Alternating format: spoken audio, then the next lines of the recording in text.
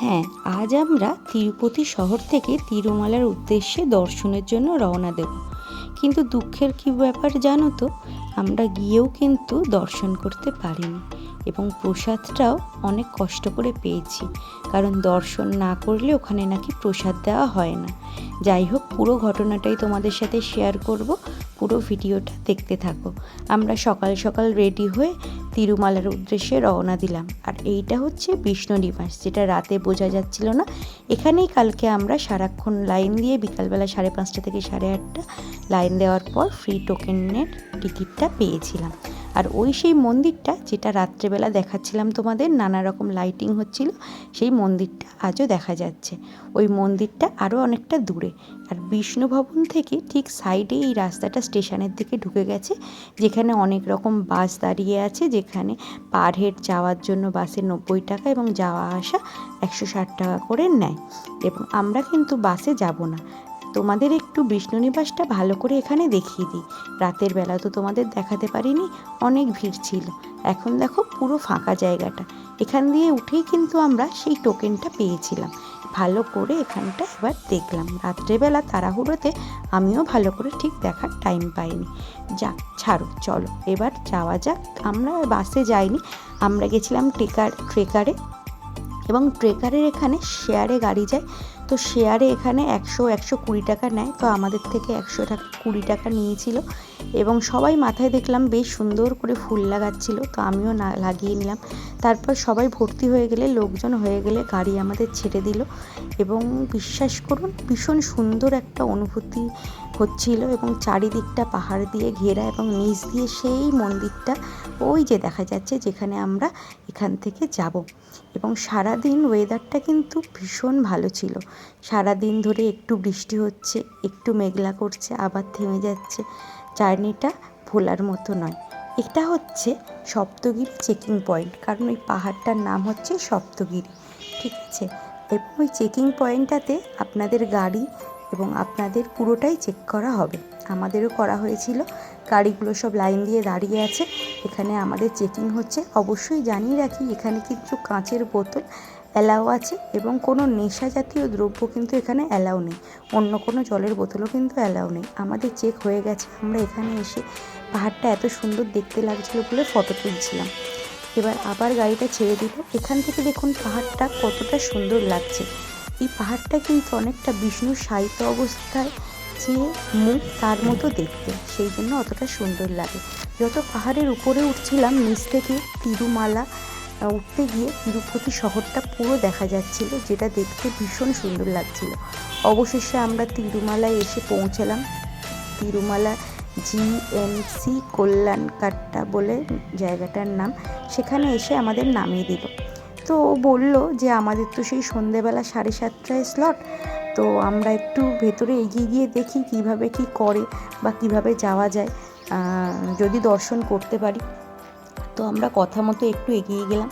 দেখলাম চারিদিকে প্রচুর মানুষ, কিন্তু চারিদিকটা খুব পুরো নিট অ্যান্ড ক্লিন, যেটা দেখে ভীষণ ভালো লাগলো। প্রচুর দোকান আছে এরকম, যাদের ধুতি বা শাড়ি কেনার ইচ্ছা হবে এখান থেকে কিনতে পারেন।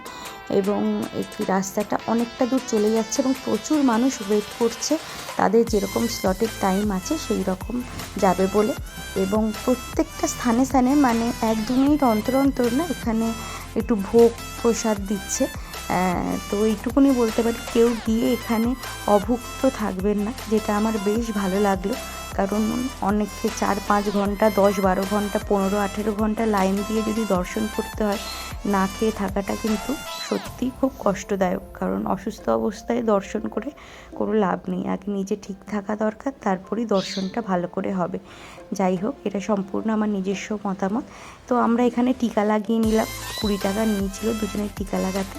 তো ও বললো চলো হেঁটে একটু আগানো যাক। এখানে একটু 300 টাকার স্পেশাল এন্ট্রি লাইনটা যায় এখান দিয়ে, সেটার একটা বোর্ড টাঙানো আছে। তো আমরা আরেকটু এগিয়ে গেলাম, গিয়ে দেখলাম এখানে একটু ভোগ দিচ্ছে। তো আমরা এর আগেও 2-3 জায়গায় ভোগ দিচ্ছিলো, যেটা নিইনি ভিড়ের জন্য। তো এখানে দেখলাম বেশ ফাঁকা আছে, তো আমরা নিলাম, গিয়ে ভোগটা গ্রহণ করলাম দুজনে। কারণ সকাল থেকে এখানে আসার এতে কিছু খাওয়া হয়নি, খালি পেট ছিলাম। তো এখানে তাড়াহুড়ো করে চলে এলাম, ভোগটা খেয়ে নিলাম, এবং খেয়ে আরেকটু এগিয়ে গেলাম। এখানে জুতো রেখে ফ্রি টোকেন দর্শনের লাইনে আমরা দাঁড়ালাম। বললো দেখা যাক কি হয়, কিছু না কিছু তো একটা হবে ব্যবস্থা, নয় দেখতে পাবো নয় দেখতে পাবো না, কিছু একটা হবে, লাইনে দাঁড়িয়ে যাই চলো। তো দুজনে মিলে লাইনে দাঁড়িয়ে গেলাম এবং যখন লাইনে দাঁড়ালাম না, একটা সুন্দর ভালো লাগার একটা জিনিস দেখলাম।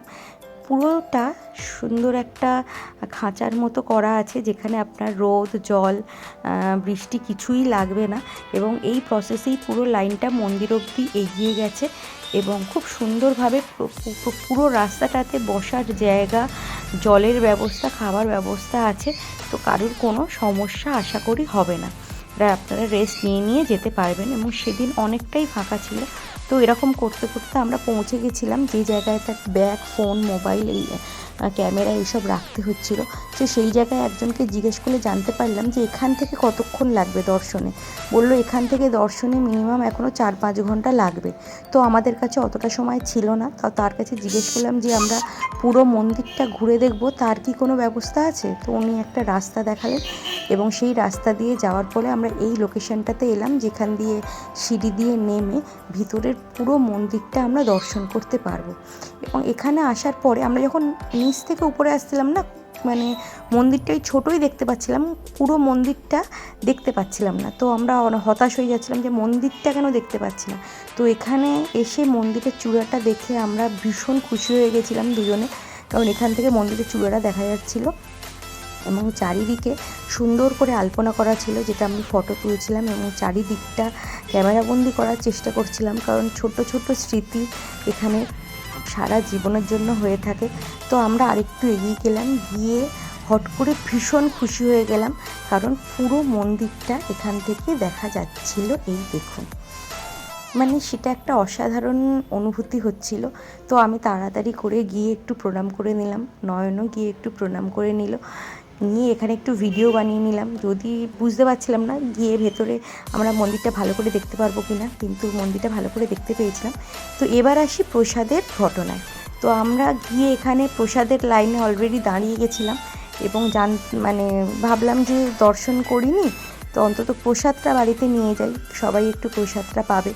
তো লাইনে দাঁড়িয়ে জানতে পারলাম, উনি যখন যে মানে টিকিটটা, যে টোকেনটা আছে, টোকেনটা স্ক্যান করলেন, তখন জানতে পারলাম যে দর্শন না করলে আপনি প্রসাদ পাবেন না। তো ওখানেরই একজন আমাদের সাহায্য করলো, মাথায় তো আমাদের প্রায় হাতই পড়ে গেছিলো। তো উনি বললেন যে লাইনে দাঁড়িয়ে থাকা কোনো ব্যক্তি যদি আপনাদের হেল্প করেন, ওনাদের টাকা দিয়ে, মানে প্রসাদের টাকাটা দিলে ওনাদের টোকেনে যদি আপনাদের প্রসাদ দিতে পারেন, তবে অবশ্যই আপনারা প্রসাদ পাবেন।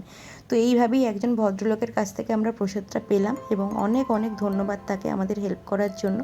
এবং তারপরেই আমরা নমস্কার করে ভালো করে মন্দিরটা চারিদিকে ঘুরে বেরিয়ে পড়লাম সাইট সিনের উদ্দেশ্যে, যেটা আপনাদের আমি নেক্সট ভিডিওতে দেখাবো, কারণ অনেকটা বড় হয়ে যাচ্ছিলো ভিডিওটা। তো অবশ্যই ভিডিওটা ভালো লাগলে লাইক, কমেন্ট, শেয়ার করে দেবেন। দেখা হচ্ছে তাহলে নেক্সট ভিডিওতে।